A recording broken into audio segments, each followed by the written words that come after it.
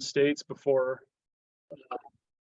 I made my way here to South Dakota was really formative. And so I've thought a lot about kind of Colorado and the waters there. And interestingly, many years ago, I met the late Colorado Supreme Court Justice Greg Hobbs.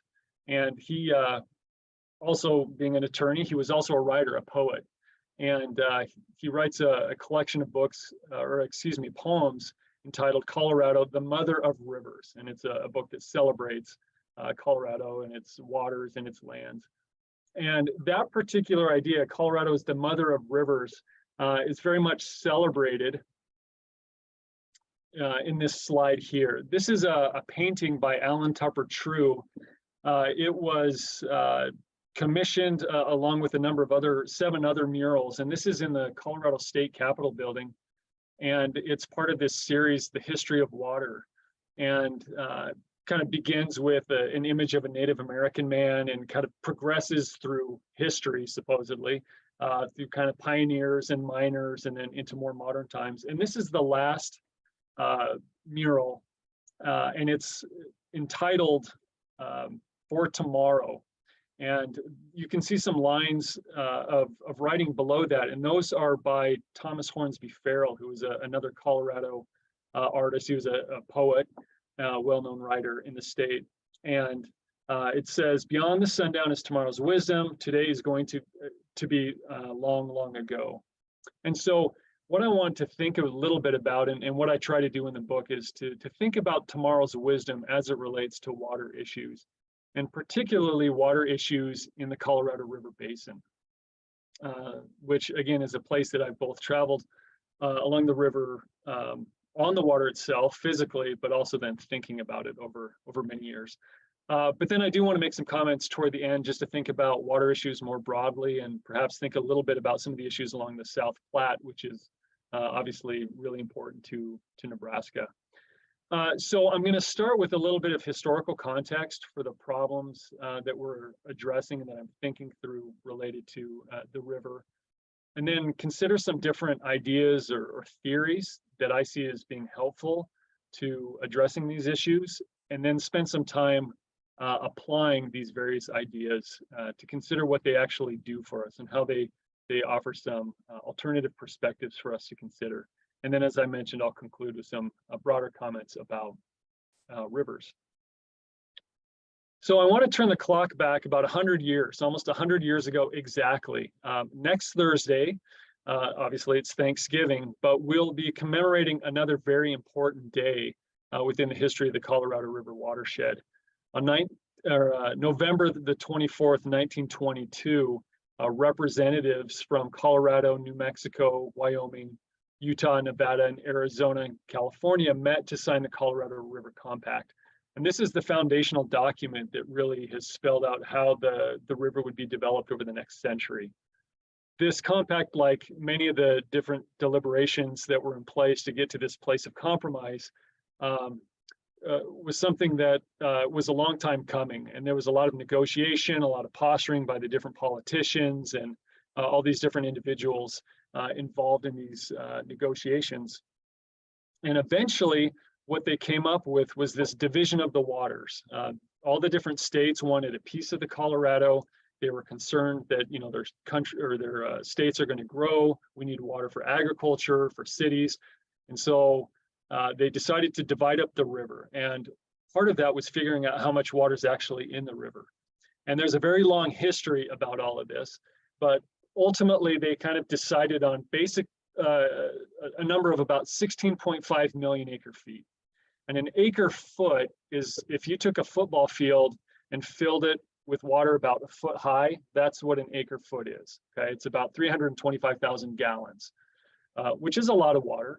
But if you compare it to the Missouri River, for example, the Missouri discharges about 40 million acre feet a year. So they were thinking the Colorado had about 16.5, substantial amount, but certainly not as much as some of our other major rivers. The problem was this particular quantity wasn't entirely based on exact science. There was a lot of, again, kind of posturing and boosters saying, hey, there's actually a lot more water, so we can divide it up and our state will get more.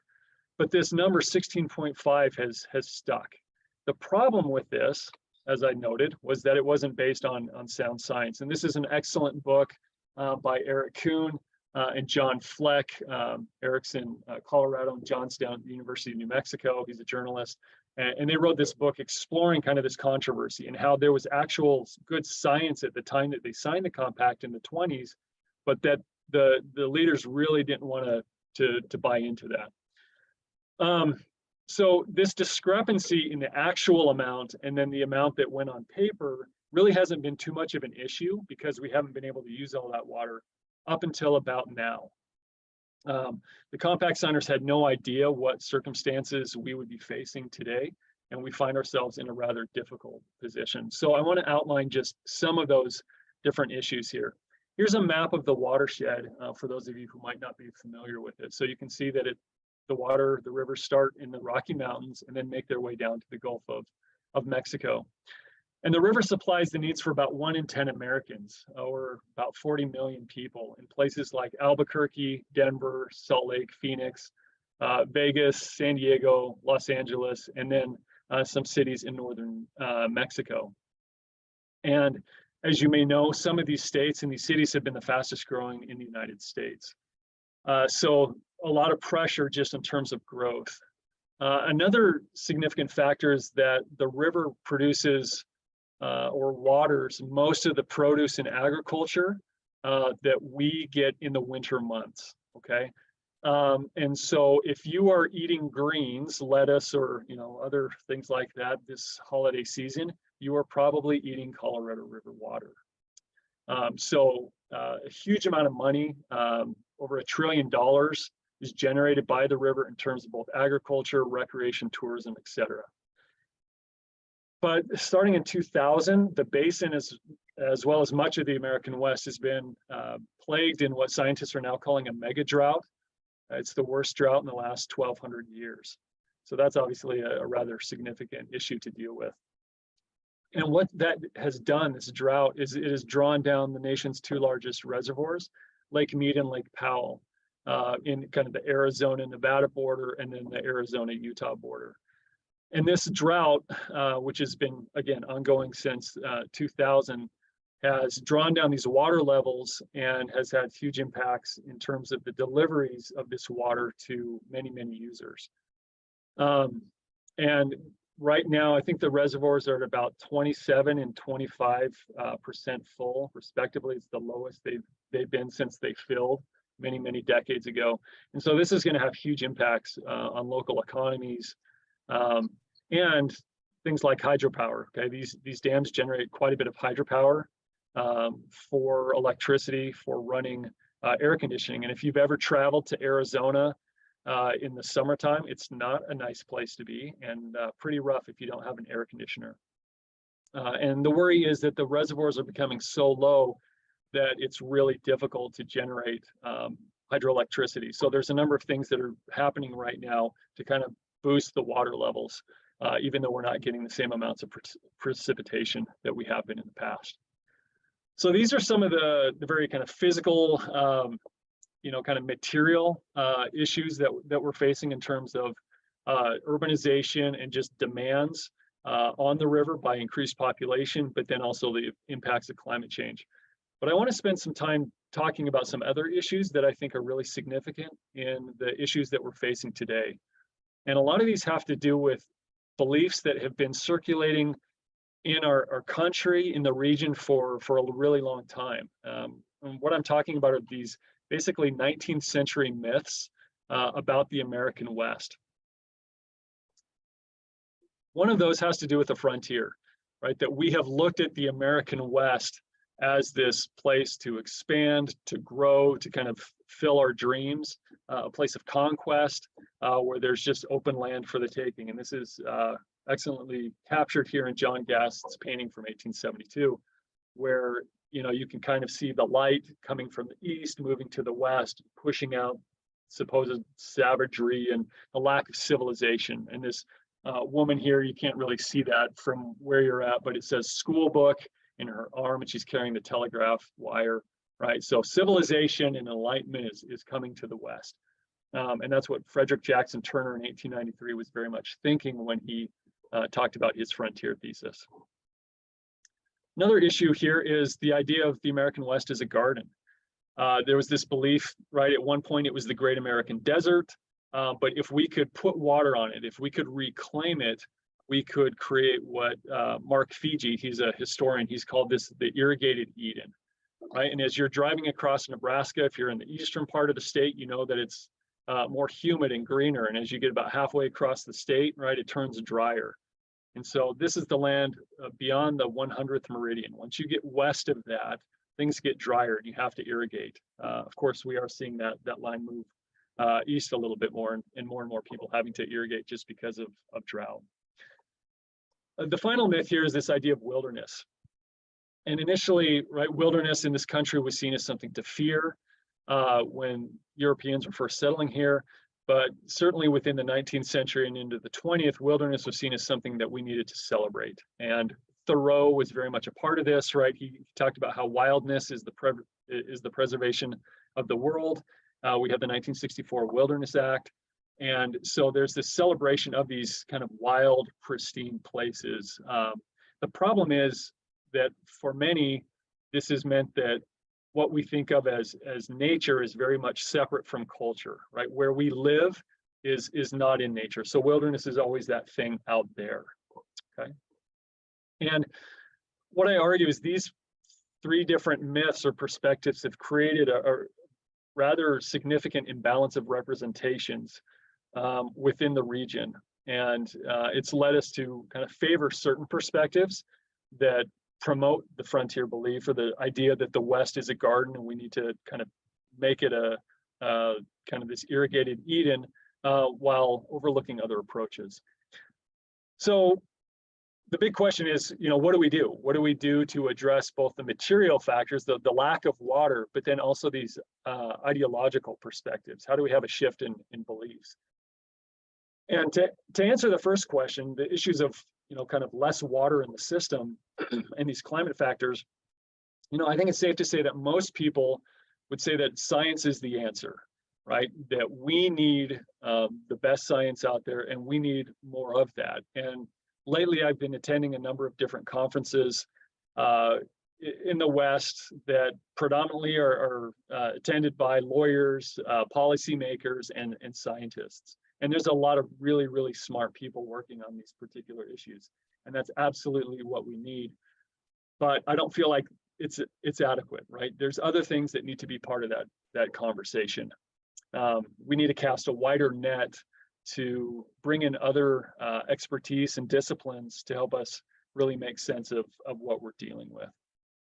And this particular issue that I'm getting at here is something that's been written about and echoed by a number of different scholars. So this is a perspective by a Swedish scholar, academic named Sverker Sorlin. I'm not sure I'm pronouncing his name right. But he suggests here that in a world where cultural values, political and religious ideas, and deep-seated human behavior still rule the way people lead their lives, produce, and consume, the idea of environmentally relevant knowledge must change. And I think that's really important, right? That we need to be focusing on people and their ideas to help create these really drastic shifts that we need to see, okay? And I think this is especially important today when the idea of data is so politicized and we talk about fake news and, right, people are having a very hard time kind of identifying who are the experts, right? What are the real issues? Again, here's a statement. This is from a professor of geography and environmental systems who wrote in the New York Times recently talking about this issue, you know, which are the experts that we need to trust, and that scientific narratives are not the sole way for us to solve these problems. He concludes, in the end, it is people and their institutions, not science, that will decide the future. And I think for those of us in the humanities, this is kind of a heartening thing, right? That we need to be part of this particular solution. Well, there's others who have continued to talk about this. This is a historian, April Summit, in her environmental history about the Colorado River from 2013. She asked these questions: why do people press on with unsustainable policies in the face of impending disaster, right? There are so many headlines right now. If you Google Colorado River, issues, drought, and there's article after article about all the problems and the facts and the numbers about how we're drawing down the reservoirs and everything else going on. But is that changing people's behavior? And I would suggest that in many cases, no, it's not. Then finally, when I was at a law symposium at the University of Denver in 2018, one of the faculty there was talking about the need for greater equality and equity and inclusion when it comes to access and use of water resources. And he suggested that the problem there is that we don't have a common language or a common framework when it comes to talking about water in the arid West. There's so many different perspectives. There's these old myths and right, the kind of the status quo that's been in place for many years that have neglected a lot of important perspectives and left a lot of people out of the negotiation discussion. So that's what I'm trying to get at here, is that, again, we need a new framework. And this is where I see the environmental humanities coming in.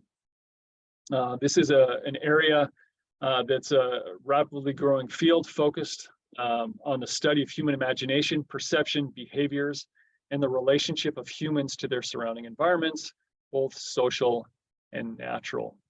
And as one working in this field, I'm really inspired and optimistic about the contributions that such fields like history and literature, art, philosophy, among many others, can make to rethinking our relationships to the river. And I love this particular phrase, humanists at the head gates. This is a phrase from social ecologist Helen Ingram, and she talks about the need to take humans at the head gates. And if you're familiar with, an irrigation ditch and somebody kind of controlling where the water goes, right? That's the head gate. And she's suggesting here that that's the role that humanists need to play, right? That when engineers, politicians, or economists have taken control of water resource decision-making, we get kind of one particular perspective. And she's arguing here that humanists can really help us see the rights of ordinary people and have greater participation from many. And in doing so, we can become what another historian, Donald Worster, has noted as we can become a more river adaptive people. Okay, so we need these different perspectives. So in terms of, from an environmental humanities perspective, trying to figure out, okay, what are the frameworks, what are the ideas that can help us navigate some of the environmental issues that we face today, I draw some inspiration from this map here. This is a map that was produced by John Wesley Powell, the famous explorer from the 19th century, who traveled extensively throughout the American West. He went down the Colorado River in 1869 and then in 1872, and spent a lot of time primarily in Utah, coming to understand the geography of the region and the rivers. And this is what he envisioned in terms of the development of the American West. Obviously, this looks very different from our map today, but he was recognizing how arid the American West was, and that if states, if we wanted to call them that, if we organized essentially around watershed boundaries, there would be less contention in the future, okay? Now, the way that we have it, if you're, again, familiar with Colorado, much of the water that Denver uses comes from the western slope of the Continental Divide. So it's water that would traditionally flow into the Gulf of California, but it's pumped through the mountains through many different diversions because most of the population's on the other side of the mountains, okay? And that water is actually flows into the South Platte and then into the Missouri River and down to the Gulf of Mexico.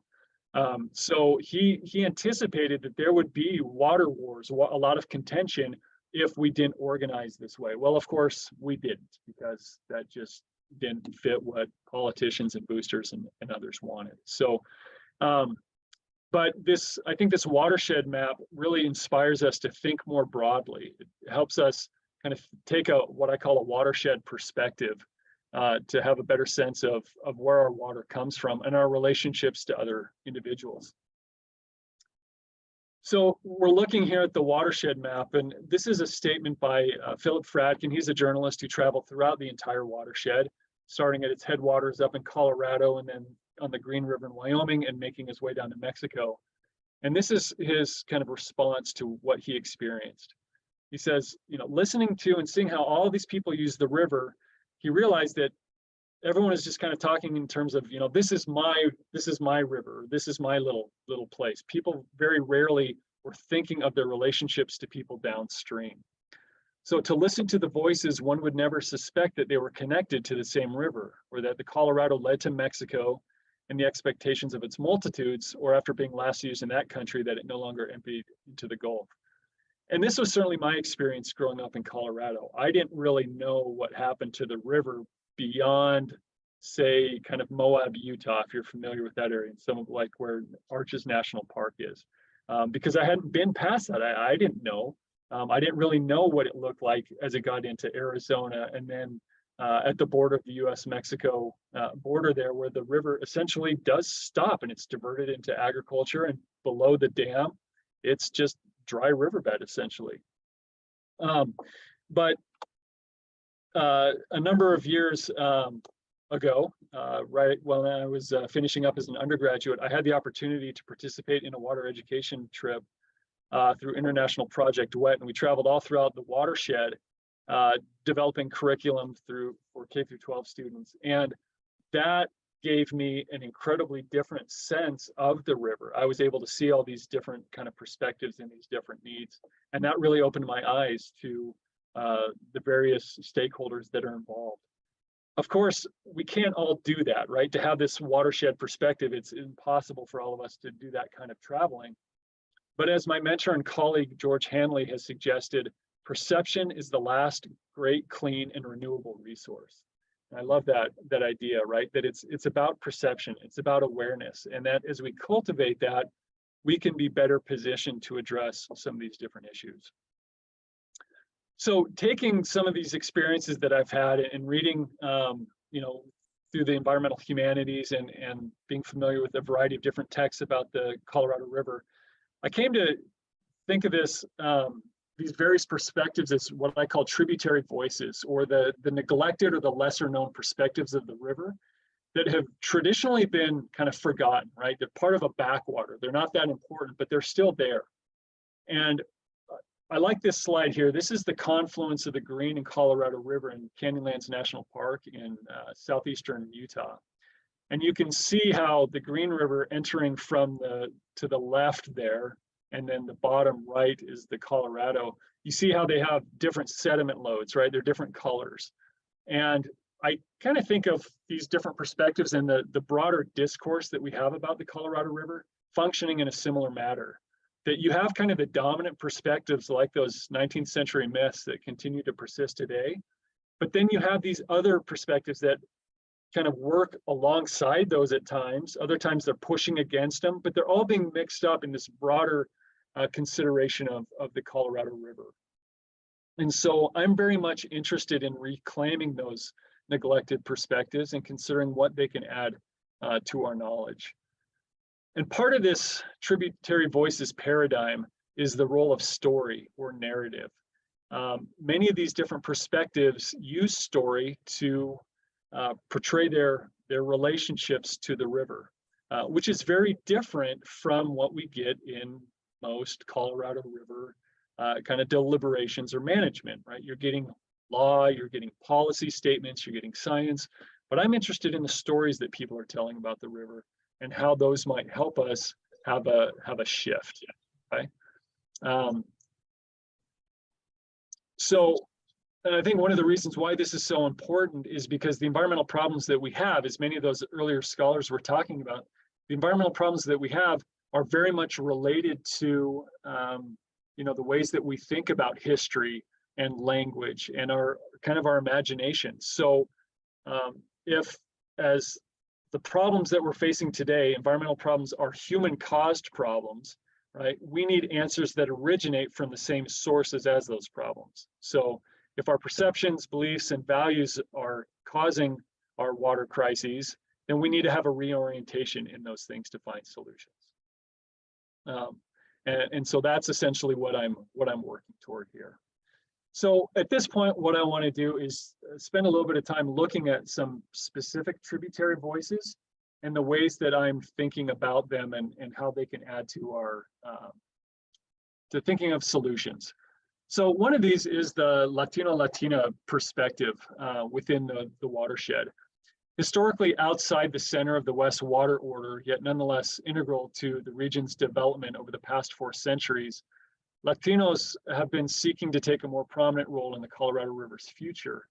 And I want to share, I'm going to pull up a website here briefly to show you kind of this film that I've spent some time thinking about and analyzing. And basically what it does is it offers or highlights what we can call the rhetoric of the good life and the rhetoric of querencia, okay? And these are alternative means of talking about and interacting with the land and with the rivers that challenge the dominant practices that I've been talking about.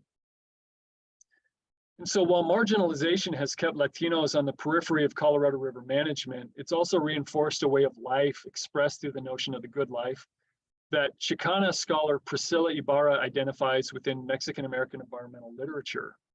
While her analysis of good life writing is restricted to more literary texts, it's certainly applicable to this film and other texts coming from Latinos talking about the river. So she teaches us that one of the most significant things that environmentalists can learn from the decolonial writings of Chicanas and Chicanos, among other peoples of color, is the fact that we never needed to become environmentalists in the first place.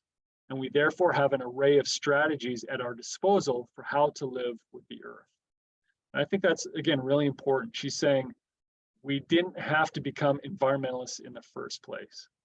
So many of these tributary voices, they have this environmental ethic just a part of who they are and part of their culture. It's not like we needed some political movement to all of a sudden say, now we care about the environment, right? This is always a part of who they are. So a lot of this is focusing on traditional knowledge pathways as opposed to, again, kind of these political transformations. So this is another statement by Ibarra where she defines the good life writing. This is something that embraces the values of simplicity, sustenance, dignity, and respect. And they function to preserve mutually healthy relations among individuals and communities. The values in good life writing implicitly integrate the natural environment as part of the community and thus cultivate a life-sustaining ecology for humans. So there's, again, this emphasis on dignity, respect, and communal values, which in many cases kind of challenge the view of the American West as this very individual kind of place for rugged individualism to play out, okay? So that's the good life. Then there's this notion of querencia, and this is a term that describes an attitude or a way of life that speaks to one's relationship to place. And this is a term that has really old origin. It kind of traces its roots actually back to Arabic, but was developed by the Spanish.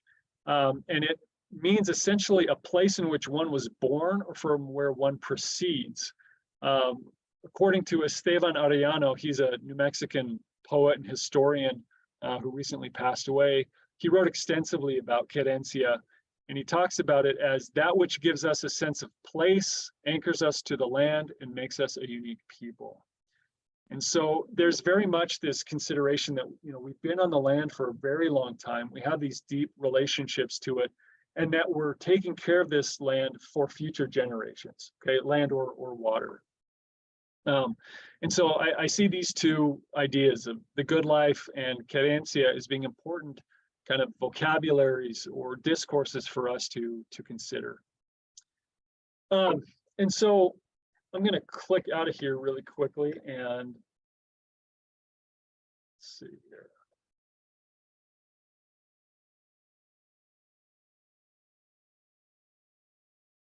Is everybody seeing that website? Yep. Okay. Minimize that. Okay, so this film, Leche Miel, or Milk or Honey, this is a 14-minute film produced by Justin Clifton in 2017. You can just Google this. This is something that was promoted or developed by the Hispanic Access Foundation and American Rivers, this joint project. And it was a recipient of a number of awards. And it depicts some farmers working in Yuma, Arizona, these families and other workers, and the experiences that they have cultivating the fields, and the communities there, and how they have a relationship with the Colorado River. And it focuses on a man by the name of Jose Gonzalez, who it shows him leaving his home very early in the morning, and he's talking about his past and the drug and alcohol issues that he had, and how he prayed to God and said, you know, I want to devote my life to you. And he then starts referencing the Old Testament story of Moses in the Promised Land that talks about this place of milk and honey, where that flows, right? And that's the place where the people went after 40 years of wandering in the wilderness. So this show or short film becomes, again, kind of a celebration of these people who have found this wonderful place for them. And throughout, there's kind of these beautiful scenes of, you know, pastoral images of farms being cultivated, and the mountains in the background, and it creates this very kind of idyllic scene here. And there's certainly, you know, there's obviously problems with the agricultural community and migrant labor and things like that. This film doesn't really get into that. It's more of a celebration of the life and the people working there. And in doing so, there's very much the celebration of good life writing. There's emphasis right on these various organizations and families and individuals who have this deep connection to the Colorado River. The film transitions to then talking about this religious community within Yuma, Arizona. It focuses on this evangelical church and their pastor named Victor Ben Alonso. And he talks about how the Colorado River is the life of Yuma. He says it's where we live. We have jobs because of the Colorado River, but because of the drought and diminishing flows, he notes how, you know, there's been serious concern about people losing their jobs and whatnot. And so he, as a pastor, has urged his congregation to become more proactive in recognizing their duty to be caretakers of the river, and to fulfill the command in Genesis to be good stewards of the blessings given to them. And so the film ends up developing that kind of narrative for a little bit. And he asks at the end of his segment, if we don't take care of our water, if we don't take care of our rivers, what inheritance are we leaving our grandchildren? So again, it's that very kind of forward thinking that this community is doing. There's another little section that focuses on a man named Luis Gordias. He lives in a community just a little ways away from Yuma. And his section is more of a kind of reflecting back on what the river used to be. He talks about how his grandma used to cross the Colorado River at Yuma in a paddle boat. And he says, now you just need some high boots and you walk across. So at one point it used to be like an ocean, and now it's just a trickle. So again, he's very cognizant of the changes that have occurred and this need to rehabilitate the river because of what will happen to future generations. And so in these different scenes, we see, again, this call for querencia, what Esteban Arellano says here: we didn't inherit the land from our parents, we have borrowed it from our kids. And I really like that, again, that very forward-thinking sentiment here, and the responsibility and the duty that people have to steward the lands and the waters for future generations. And the film goes on to show these families again and how they are just very much grateful for the lives that they have, grateful for the river, but, you know, recognizing that they need to do some significant things to help sustain the current connections that they have. Okay. So I want to shift now to another perspective here, one of the other tributary voices that I look at, and this has to do with the basin's tribal nations. And there's a group that was formed in 1992 called the Colorado River Basin 10 Tribes Partnership. And this includes 10 of about the 29 or 30 federally recognized tribes within the basin. And these include the Ute Indian tribe, the Southern Ute, Jicarilla, the Dene or the Navajo, the Fort Mojave, Chemehuevi, Colorado Indian, Quechan, and Cocopah tribes. That's both from kind of the upper basin and then the lower part of the watershed. And in 2018, they partnered with the Bureau of Reclamation to create this water study. And the Bureau of Reclamation had done this, I think around 2012, that basically accounts for all the different water uses that different entities have throughout the watershed. And the tribes decided to do this on their own in 2018 to say, okay, these are our particular needs, because the tribes do hold a rather significant portion of the water within the watershed. So in putting together this study, they decided to do this so that they could kind of tell their own perspective, rather than having the government write reports and talk about how indigenous perspectives may exist along the river. They're exerting their sovereignty essentially and saying, you know, this is our right, these are our waters, and this is our particular story. So this is a very different kind of document, okay? And this is the webpage from the 10 Tribes Partnership.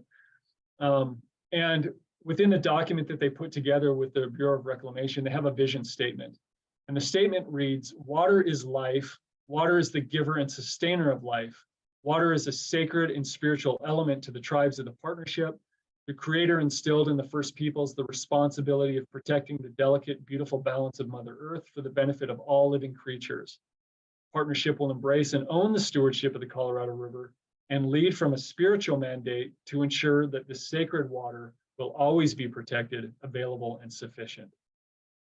Now, I don't know about you, I don't know how many water reports you've read, but this is a pretty stark departure from the typical kind of bureaucratic language that you get within a water report, right? They're saying the Creator instilled in the first peoples, right, this responsibility of protecting the river. And you never see something like that within a traditional government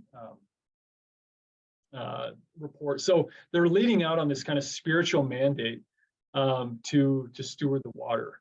And this is a really significant thing here. And throughout the report, it's hundreds of pages. Each tribe kind of specifies their past needs and their relationships with water, their current situation, and then what they project for the future. And in each of those cases, they tell their story of who they are as a people, of the very spiritual kind of connections that they have to place into the rivers within the watershed. So a rather different perspective there. I also look here at this digital campaign by the Grand Canyon Trust. This is a nonprofit organization that works throughout the Southwest. They put together this Voices of Grand Canyon project a number of years ago, where they highlight these 5 individuals representing the Zuni, Hopi, Havasupai, Wallapai, and Navajo nations. And again, we see them telling their stories of their places of belonging and relationships. And so Loretta Jackson Kelly, she's the woman that's in the turquoise dress. She talks about how for the Wallapai people, the Colorado River is the backbone. And that without that backbone, we cannot survive. And so she goes on to talking about just how much identity is carried up in these relationships to the river. And she makes it her work to dispel many of the stereotypes that exist about her people. Like Jackson Kelly, Nikki Cooley, she's the woman in the yellow dress. She seeks to dismantle myths about the West and indigenous peoples perpetuated by popular culture. Her unique position as the first Navajo woman licensed as a Colorado River guide allows her to challenge her customers' beliefs that, as she explains, Native American culture was lore. It was John Wayne movies, right? So a lot of her work is educating misinformed tourists to help them understand her tribe's historical past, the violence that they faced, but then their presence today in the ways that they have this ongoing relationship. And as she talks about the Grand Canyon and the river there, she says it's a place of resilience in more than one sense and can teach us about the history of a people who are trying to survive, the people who lived, persevered, and are still there today. And that's obviously one of the challenges that many Native peoples have, is that there's this perception that they're somehow gone, right? There's just history, and they're saying, wait a second, we're here, right? We have persevered, we are here, we have these relationships to the river, and we own significant parts of the river. And that needs to be taken into account. The last tributary voice I want to touch on here quickly stems from these other two. We've seen in the Latino perspective, in the Native perspective, this kind of spiritual relationship to the river. And so the last chapter I write has to do with thinking about water from a religious perspective, in the ways in which religion and religious studies, and this kind of movement of religion and ecology should be part of these conversations. And for most people, they probably don't think of religion as having a role to play in our environmental issues. And for those of you who study, again, literature and think about the field of eco-criticism, that typically has not been a perspective that most people think of. And a lot of that comes from an essay that was written in 1967 by Lynn White Jr. called The Historical Roots of Our Environmental Crisis, in which he basically kind of puts the blame on the Judeo-Christian tradition. He also at the end kind of looks to St. Francis as a way to find some ways of getting out of our problems, but most people don't focus on that. They just kind of point the finger at religion and say, this is something that's caused the problems that we're in today. But there are numerous individuals who are working against that. And this is Yale's Forum on Religion and Ecology, a really significant kind of hub for all things religion and ecology. And if you're interested more in this, you can find a lot of resources here. They even have a course offered through Coursera that introduces you through kind of 4 different classes about religion and ecology. And they make the case that because the attitudes and values that shape people's concepts of nature primarily come from religious worldviews, and we need religion as part of this particular conversation.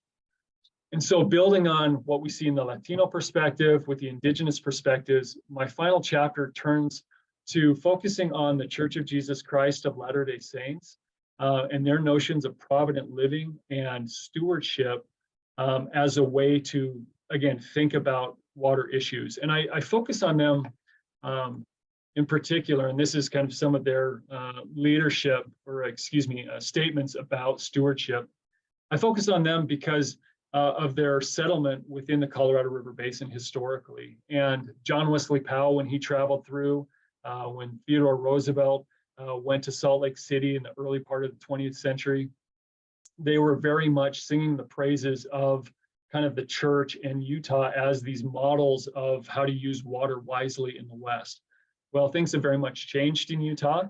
It's one of the fastest growing states in the country, and Utah happens to have one of the highest per capita uses of water. So this chapter is an attempt to kind of look back at the faith and some of the teachings there as a way to find new avenues forward. So that's kind of it with Tributary Voices. And, as I think more about just river issues in general, we're seeing a greater aridification happening throughout the American West and really across the globe. A few weeks ago, I was in Southern Colorado giving a similar lecture to a university there. I was at the headwaters of the Rio Grande River, and there are stretches of that river as it flows through New Mexico that are completely dry, and also as it flows into Texas that are completely dry. You may have seen images about the Mississippi River and how there are areas that have not been dry for centuries that are exposed now. I have a graduate student who's here from Iraq, and he's been telling me about the Tigris River back home and how, because of dams and climate change and just growing demands on the river there, that it's drying up as well. Closer to home, we don't necessarily see that as much with the Missouri, but nonetheless, we have been very much stuck in drought here. In September of this year, the Missouri was only running at about 47% of its long-term average. And 90% of the Missouri River Basin is in drought. So, a lot of issues here. In terms of Nebraska and things happening in the state, there's some ongoing issues with the state of Colorado that Nebraska wants to build a canal to take South Platte Water River and bring it into Nebraska and store it kind of in the winter months so that it can be used for irrigation in the summer. And they want to build that canal in Colorado to then move water into Nebraska. You can see how that's contentious, but based on the compact of the South Platte River, that's legal. But the governor of Colorado is getting into it. And so, we can see that there's, with water shortages, there's going to be conflicts. And, there's some fascinating imaginative literature about this. Paolo Bacigalupi's The Water Knife is a kind of a climate fiction dystopian novel about the Colorado River in the American Southwest and what happens basically when it dries up, and it has, you know, all these different states fighting against each other and these mercenaries going after water rights, and it's kind of this crazy Mad Max kind of world that's depicted. So while, you know, hopefully that's something that happens, there are a lot of concerns here. And, you know, as we've been talking about, there needs to be the best science. There's got to be great technology. There's got to be innovation. But as one individual said in talking about some of the issues with the Ogallala Aquifer, right, that we also need transformations in social values. And that's what's going to help drive change. And I feel that tributary voices and the role that the environmental humanities can play in this conversation can be an important part of that change. So thank you very much.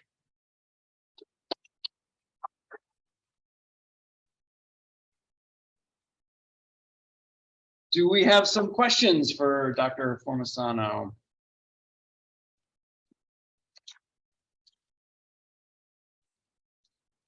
I wish I could be there in person. It would be a lot more engaging. I know it's kind of hard to listen to somebody talk through Zoom, but no, I thought that was absolutely guys listening. So.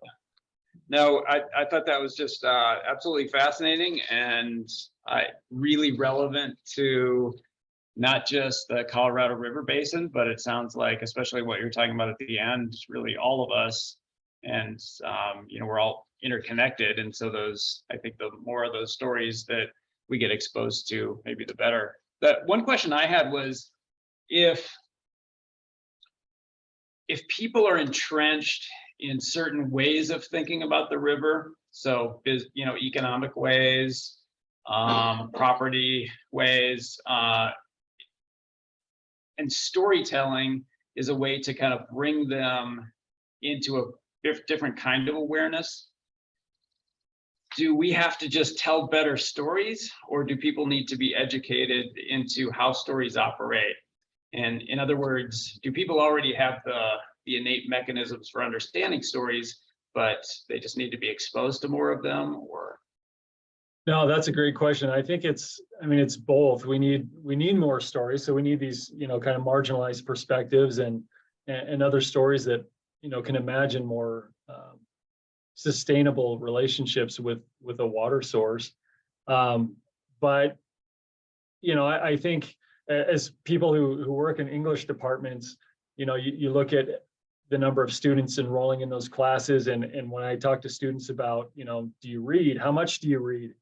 You know, that's not what people are doing, or, you know, it's not the kind of reading maybe where they're getting these kinds of stories. So I think, you know, that it's kind of a dual thing there, where you're needing greater exposure, but I think there is a great need to help people understand how story does work, and why it's valuable, and those are, unfortunately, those are things that come with time, right? It's not a really quick fix. It's not something that's going to just happen overnight.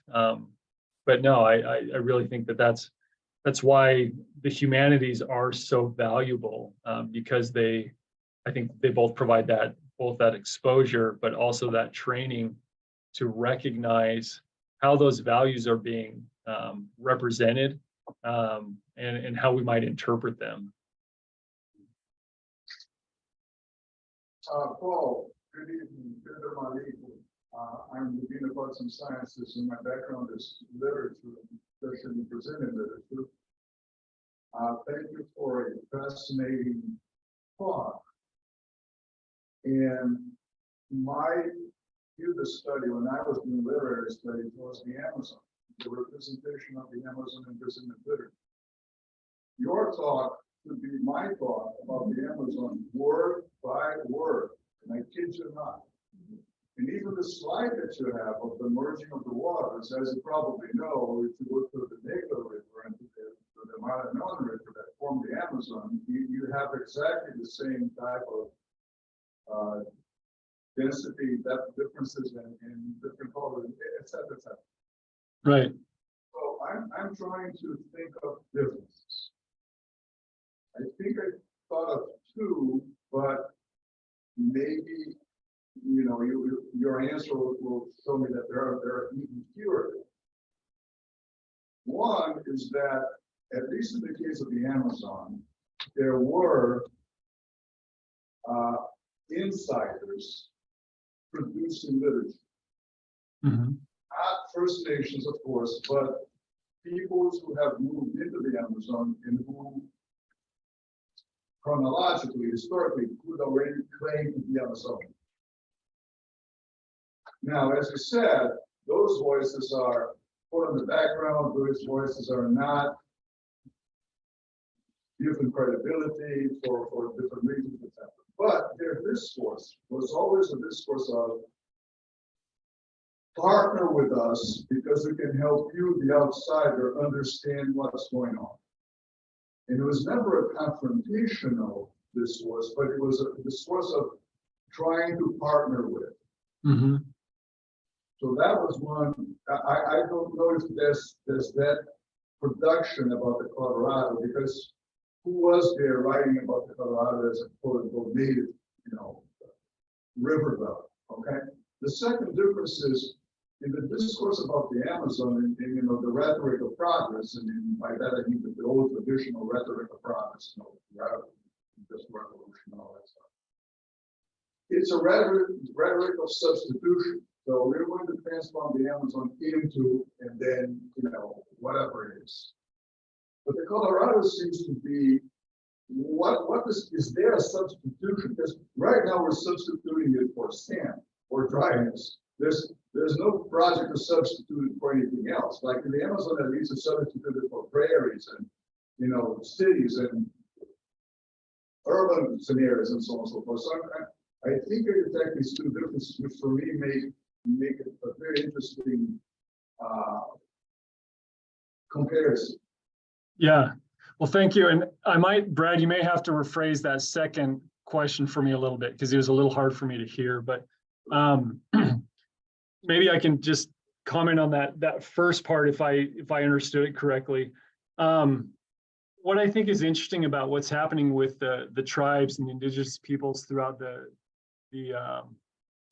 watershed right now is, I mentioned that there's they have legal right to a significant amount of water within the watershed, about 25% of that water.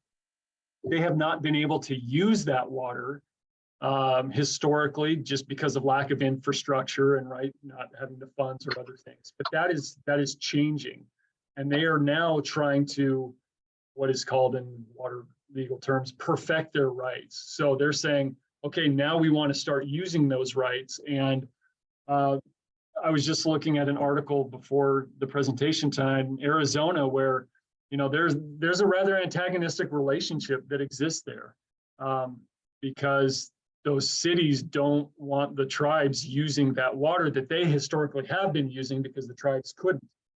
Now, some of the other tribes are trying to say, we want to figure out kind of our water needs, and then we'll be willing to work with others. So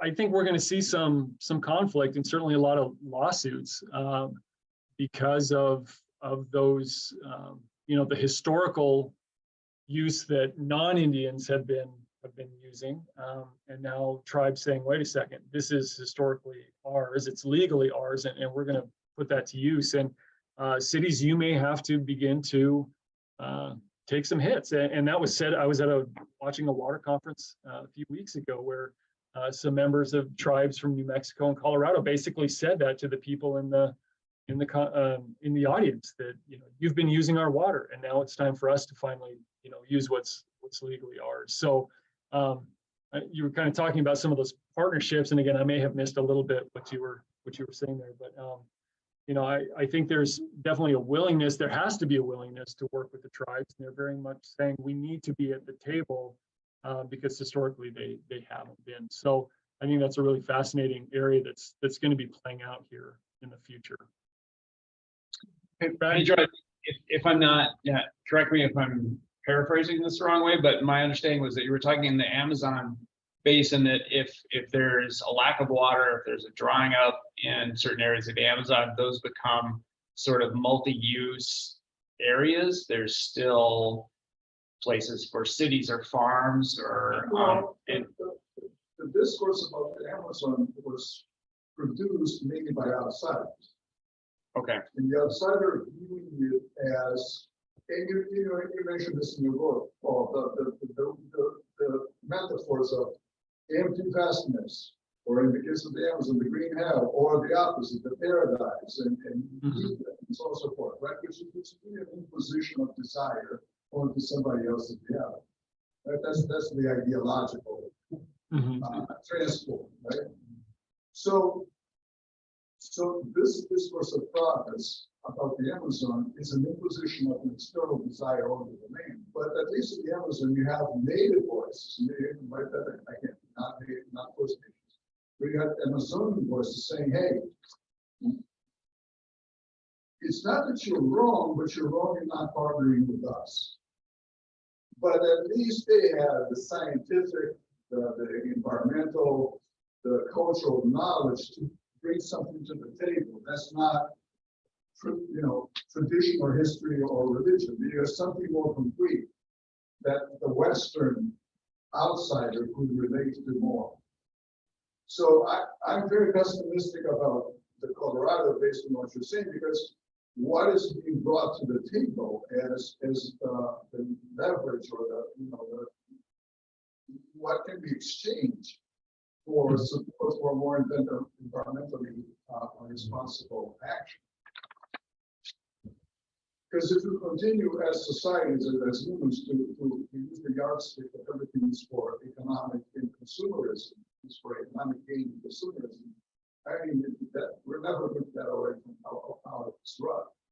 Yeah, I'm having a kind of hard time to catching those last little bit. It's kind of fading out. Sorry about that. I'm done. Okay. Yeah, I mean, it was, thinking about your insider outsider kind of comments about the Amazon. I mean, yeah, our early narratives certainly came from quote unquote outsiders, right? Various explorers, the Spanish, and then later those working for the US government as topographers trying to map these regions.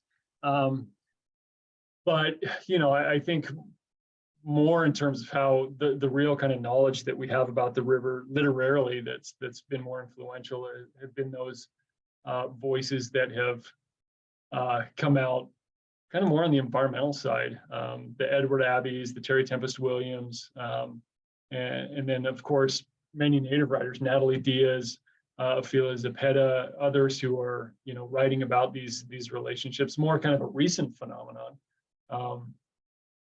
But I think they're providing us important reminders about those relationships that need to exist and that have existed for obviously certain groups, and that I see those as valuable as providing some of that reorientation. So again, I don't know. I'm sorry, I'm missing some of because of the sound. Hearing what you're saying there from the back of the room. So You got everything I said. And thank you for a fascinating poem.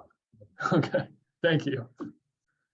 Any other questions? I just had a quick question. I was thinking about your question or your comment about the Indian tribe being able to access their portion of water. And I can't think of any situation in Nebraska where we have tribes able to do that. And as I thought about it, I thought it's because the tribes have been moved, historically in this part of the country from one place to another, away from their home area. And so in your area, have tribes been basically in the same place? So they can do that, and they can declare Right. over the 150, 200 years? Yeah.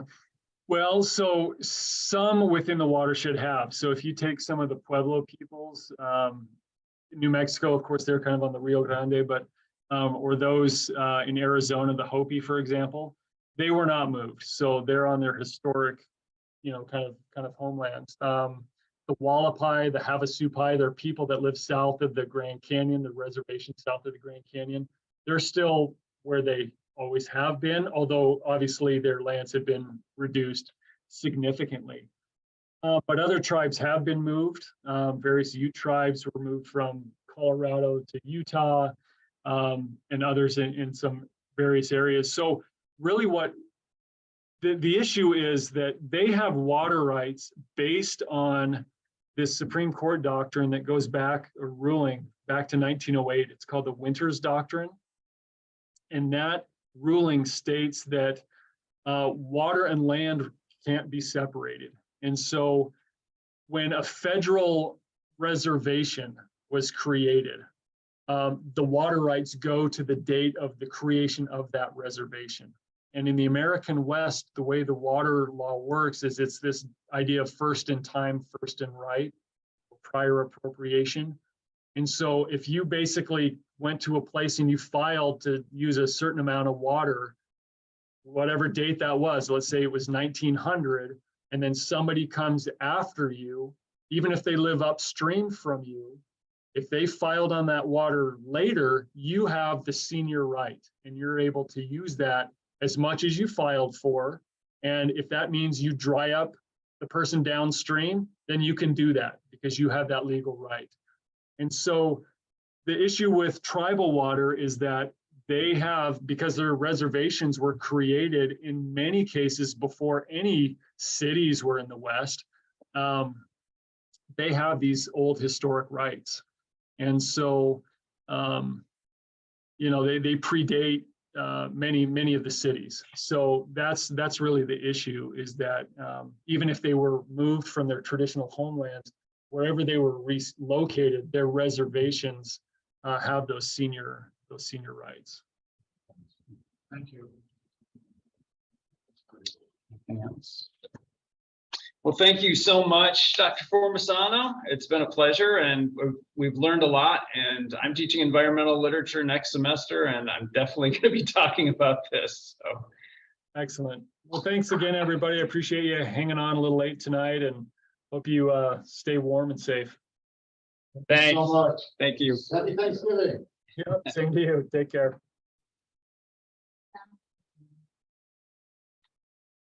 It's the same thing. Word by word. Glad I got that recorded.